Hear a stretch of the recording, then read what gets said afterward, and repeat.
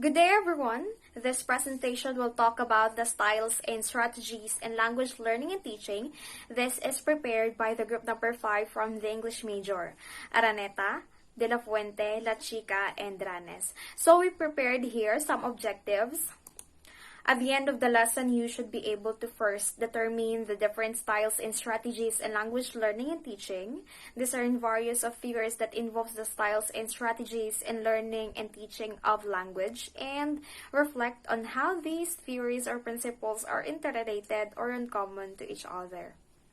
So, it says here, theories of learning such as Gagné's types of learning, transfer processes, and aptitude and intelligence models are all attempts to describe universal human traits in learning. So as we can see, there are various of theories and principles that tend to describe how humans learn. So they all seek to explain, these series seek to explain globally how people perceive, filter, store, and recall information.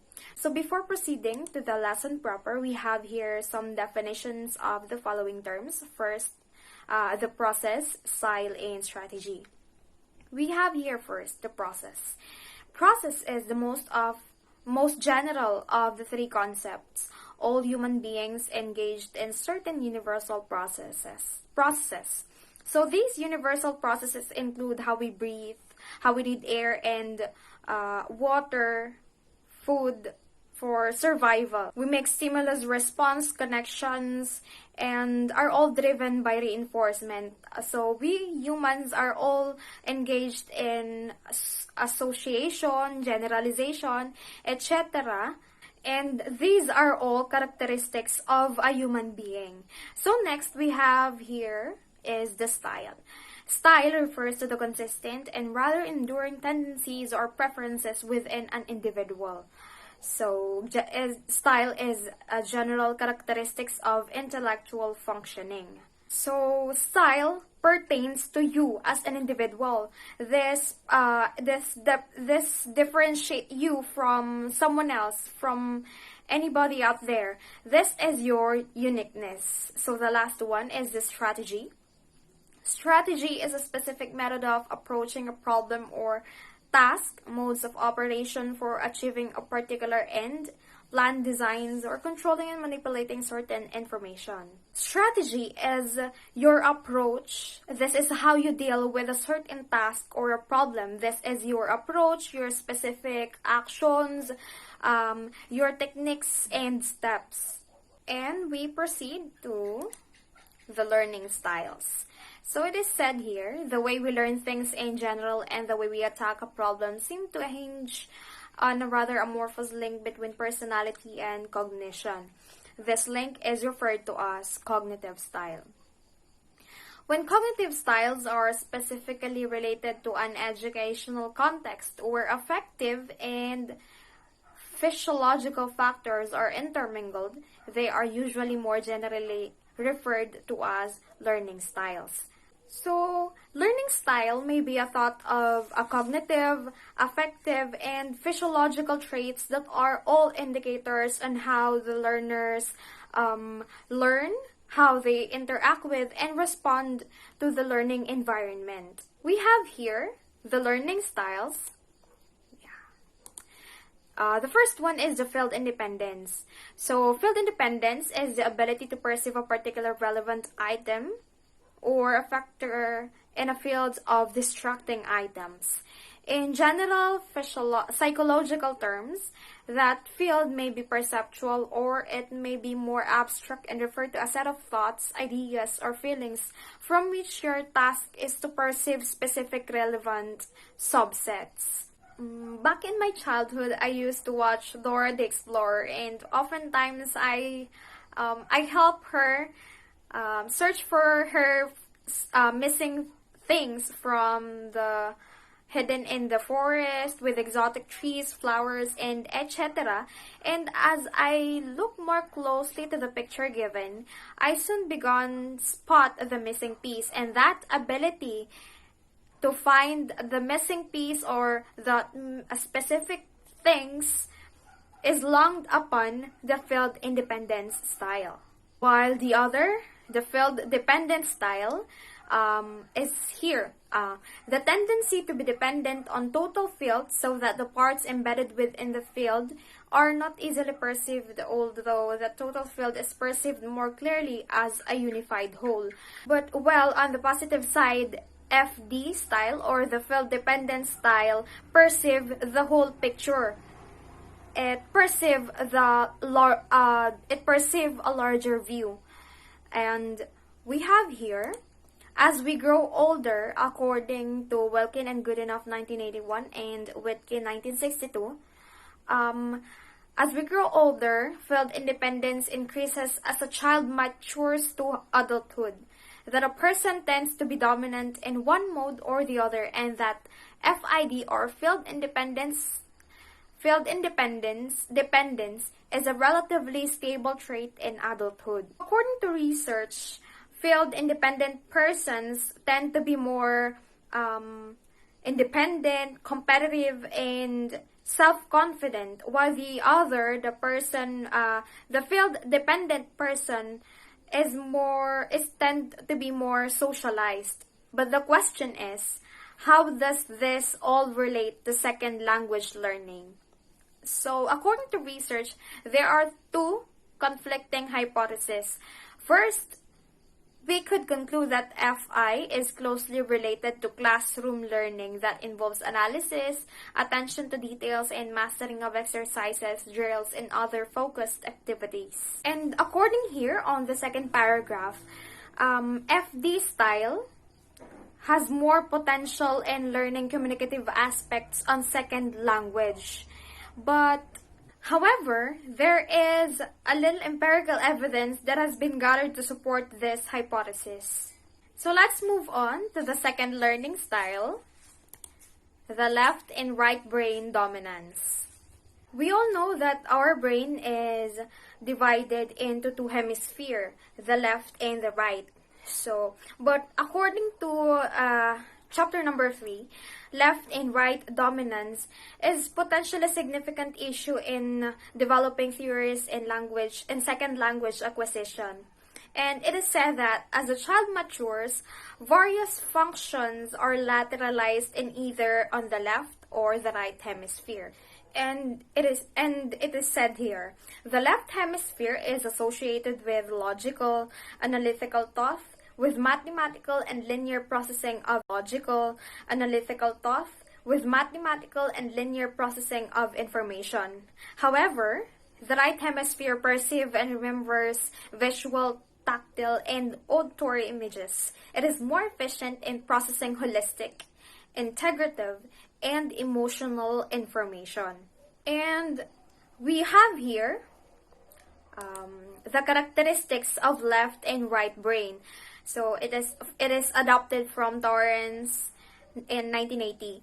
So it is said that the left brain dominance is more intellectual and the right brain is intuitive, and left brain remembers names, the other one remembers faces. The left brain responds to verbal instructions and explanations, while the other responds to the demonstrated or symbolic instructions, and etc. Despite these different characteristics of the left and right brain, we should not forget, or we should remember, that these hemispheres operate together as a team. And how does this all relate to second language learning? According to Stevick in 1982, left brain dominant second language learners are better at producing separate words, gathering specific of language, carrying out sequences of operations, and dealing with abstraction, clarification, labeling, and reorganization. However, the right brain dominant learners, on the other hand, appeal to deal better with whole images, not with reshuffling parts, with generalizations, with metaphors, and with emotional reactions and artistic expressions. But let us not forget that even though a person's specific hemisphere is functioning more than the other, both of them are still functioning as partners. As what I've said earlier, they are team. And the third learning style is ambiguity tolerance. So this Third style concerns the degree to which you are cognitively willing to tolerate ideas and propositions that run counter to your own belief system or structure of knowledge. So some people are, for example, relatively open-minded in accepting ideologies and events and facts that contradict their own views. They are ambiguity tolerant. That is, more content than others to entertain and even internalize contradictory propositions. Others, more closed-minded and dogmatic, tend to reject items that are contradictory or slightly incongruent with their existing system. In their ambiguity intolerance, they wish to see every proposition fit into an acceptable place in their cognitive organization, and if it does not fit, it is rejected. According to research, the person who is tolerant in ambiguity is free to entertain a number of innovative and creative possibilities and are not cognitively and effectively disturbed by ambiguity and uncertainty. However, intolerance of ambiguity enables one to close off avenues to hopeless possibilities and to deal with reality of the Reflectivity and impulsivity. According to psychological studies, reflectivity or reflective is a person who has an ability to do a work or a more calculated person in making a decision. When we say impulsive, a person tends to make either a quick or gambling, or should we say it is a person who has a slower mind. According to Kagan 1965, children who are conceptually reflective tend to make a fewer errors in reading than impulsive children. While, according to Goodman 1970, impulsive persons are usually faster readers and eventually master the psycholinguistic guessing game. According to Kagan, Pearson, and Welch, 1966, inductive reasoning was found to be more effective with reflective persons, and suggesting that generally, reflective persons could benefit more from inductive learning situations, while, according to Doron, 1993, found that among her sample in adult learners of ESL in the United States, reflective students were slower but more accurate than impulsive students in reading. And now, let us proceed to the next slide. Visual, auditory, and kinesthetic. When we say visual, the learners tend to prepare reading and studying charts, drawings, and other graphic informations. And when we say auditory, learners prepare to listening to lectures and audio tapes. And when we say kinesthetic, it is an activity and show the preference of demonstrations and involving a bodily movement. According to RAID's result, Korean students were significantly more visually oriented than native English-speaking Americans.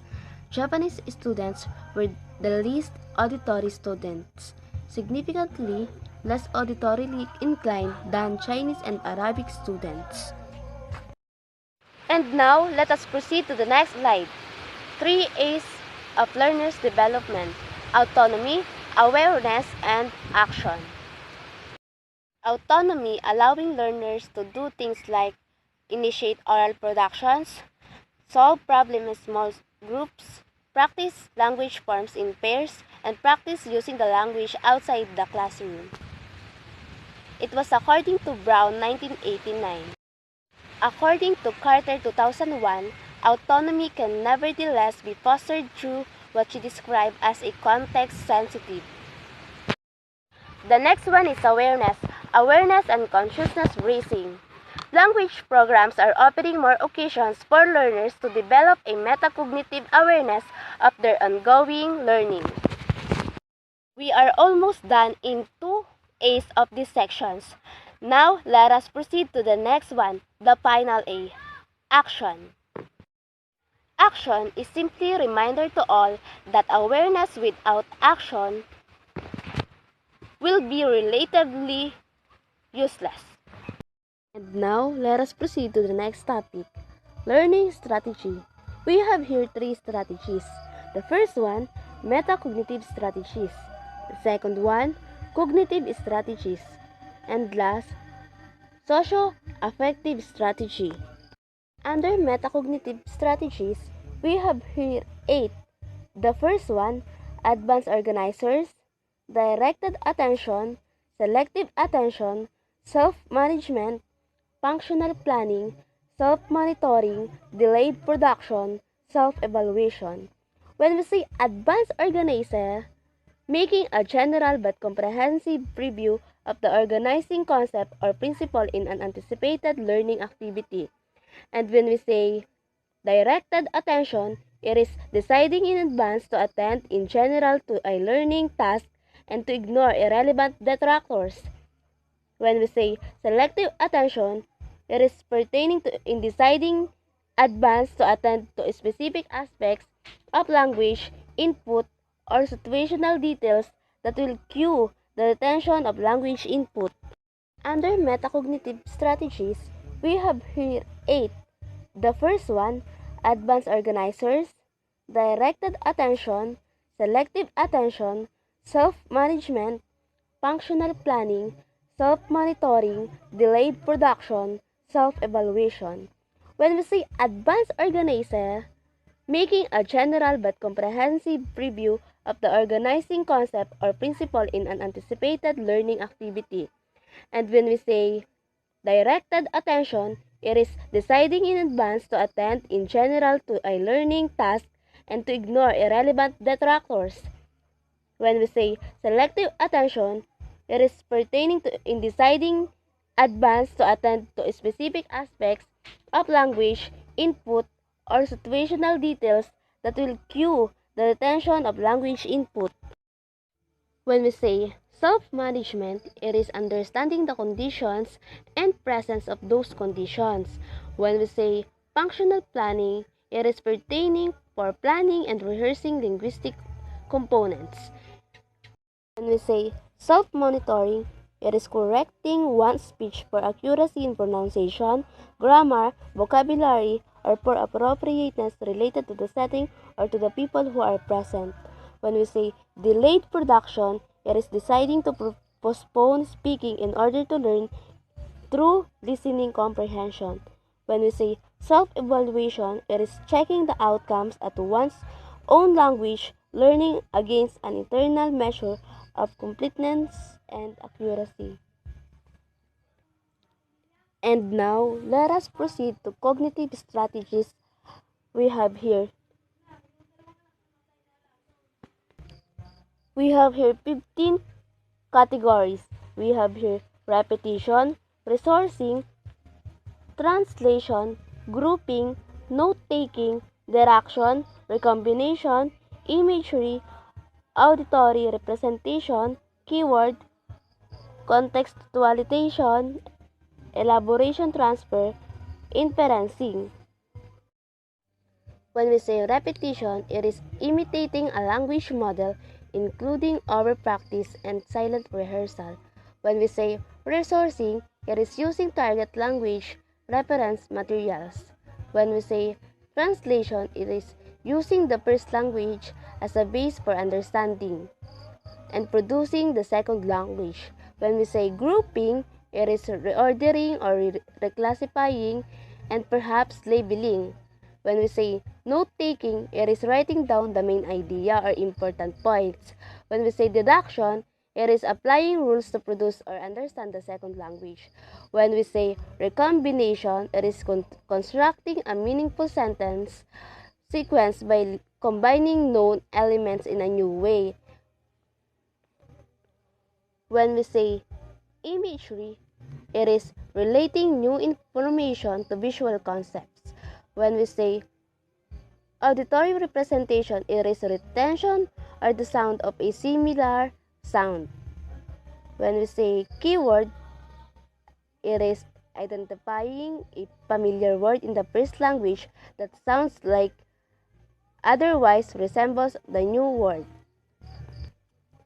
And the second thing, it is generating easily recalled images of some relationship between the new word and the familiar word.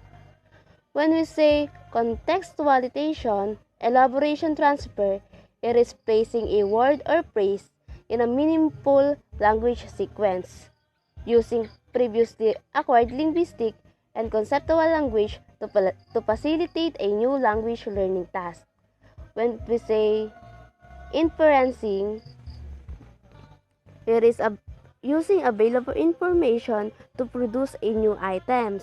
When we say cooperation, working with one or more peers to obtain feedback or model of language activity.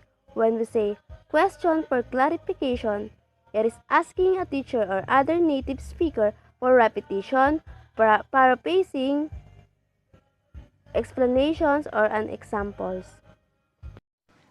Good day, everyone. I am Christine Lachica from BSL to English, and I'm here to discuss to you the communication strategy. The communication strategy is the scheme of planning how to share information. It is also referred to the choice of the most useful objectives of communication and recognition of a particular brand and its strategy in terms of attitude. A strategy need to be interlinked with the basis of organization and has to be taken into very seriously.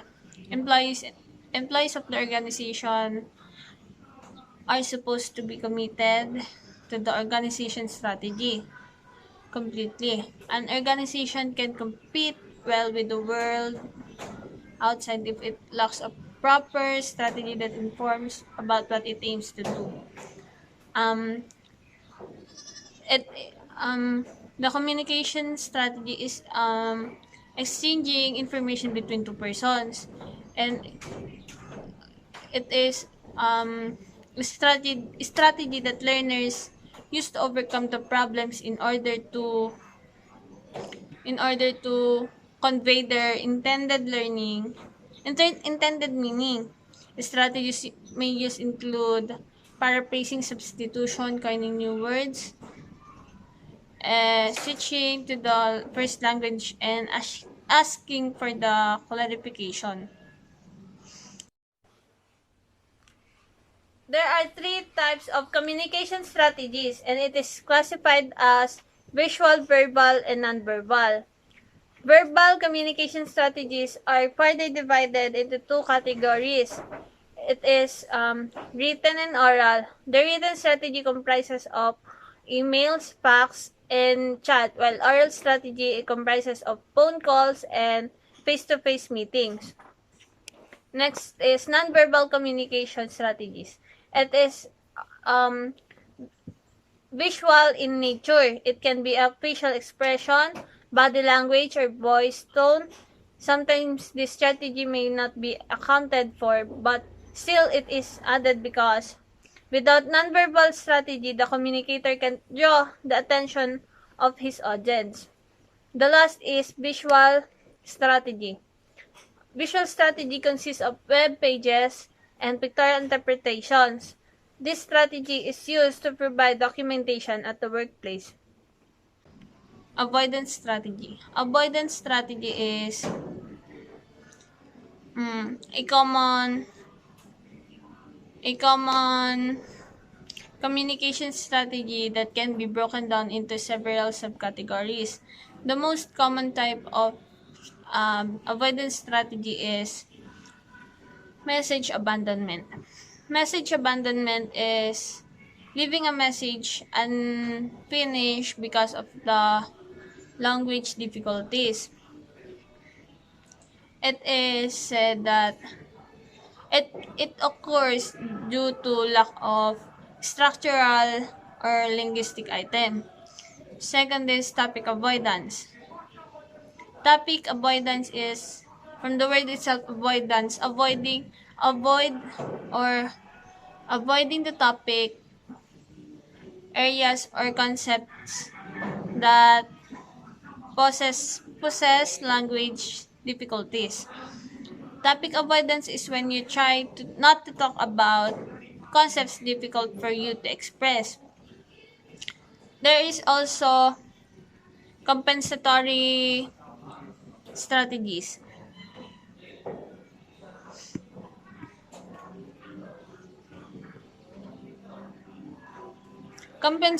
Compensatory strategies consist of 10 strategies. Those are circumlocution or circumlocution. Circumlocution is describing or exemplifying the target object of an action. For example, the thing you open bottles with for corkscrew. The second is approximation.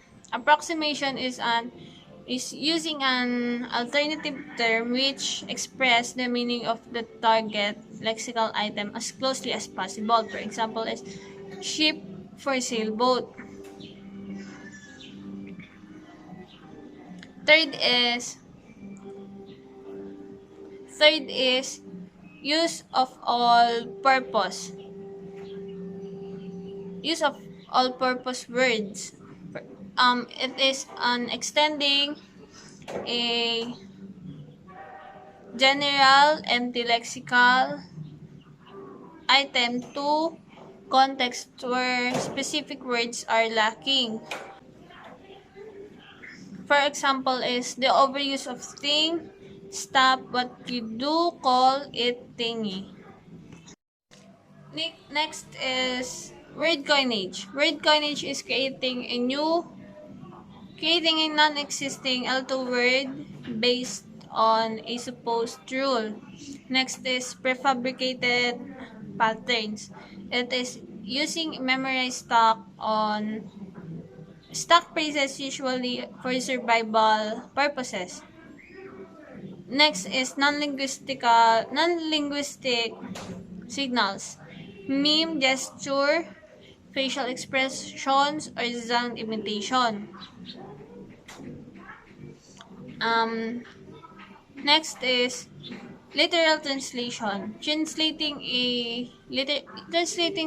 literally a lexical item, idiom, compound word, or structure from L1 to L2.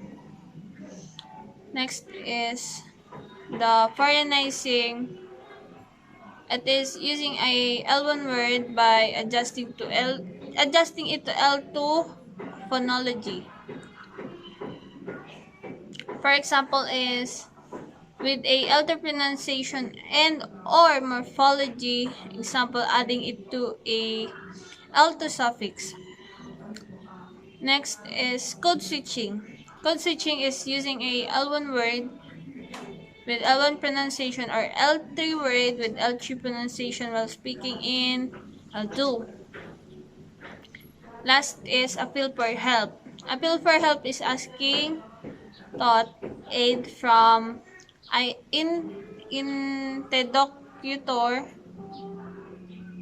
either directly. For example is what do you call? Or indirectly example is rising intonation, pause, eye contact, and facial expression.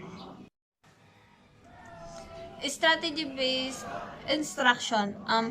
The strategy instruction is a teaching practice that shows students how to learn the content or skills they need to acquire. It provides students with clear strategies to help them process, remember, and express the information they learn. Teachers can benefit from an understanding of what learners successful and unsuccessful and established in the classroom for the realization of successful strategies. Strategy-based instruction is a teaching practice that shows students how to learn the content or skills they need to acquire. It provides students with clear strategies such as note-taking or thinking aloud to help them process, remember, and express the information they learn. There are two main types of strategies that you can teach students: cognitive and metacognitive. Cognitive strategies are the tools that students can use to acquire, remember, and express information such as note-taking, mnemonics, or using a checklist. Metacognitive strategies are the tools students can use to think about their thinking or understand the way they learn. These tools can vary from self-assessment to self-regulation techniques. Students use cognitive strategies to reach a learning outcome such as solving an addition problem. They use metacognitive strategies to determine how to approach a learning goal if they were successful in reaching it and what they did to make that happen. Students typically use metacognitive strategies before or after cognitive strategies. Good day everyone. Today I will discuss the identifying learner styles and strategies. So the most common method is a self-check questionnaire where the learners respond to various questionnaire, usually along points of disagreement or agreement. These methods are often used when the respondents or learner will answer various questions. For example, in a research paper, we are using this method in getting the demographic profile of the respondents, the age, gender, civil status, and etc. So another one is conducting a survey. The last time the school conducted a survey using this method to the old curriculum and third-year college students. The survey conducted by the school used the self-check questionnaire where the respondents or the old curriculum and the third-year students, the third-year college students use self-check questionnaire. They rate, there are questionnaires presented and they rate 1 to 4. They are going to check what is the number 1, number 2 to number 4.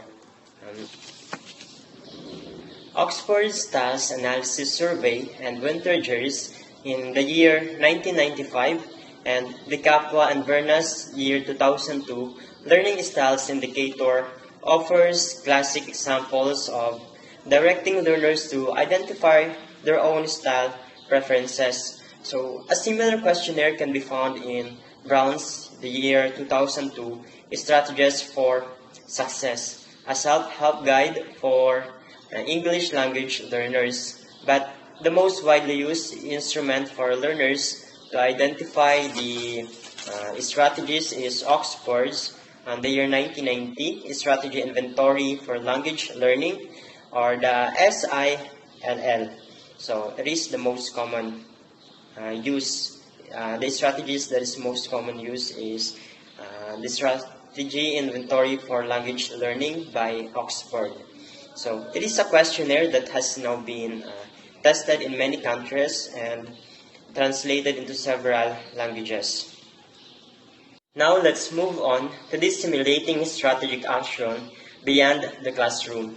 Many so-called successful learners have reached their goals and mastery through their own self-motivated efforts to extend learning well beyond the confines of a classroom. Teachers can help learners to achieve this further step toward autonomy by helping learners to look beyond the classroom. And the language course are in. Teachers also help learners to see that raising their conscious awareness of styles and strategies aids them in the authentic use of a language or the out there. The classroom is an opportunity for learners to begin the journey towards success and to grasp the reality that beyond those classroom hours and dozens of hours weekly that can be developed or practice meaningful uses of new language.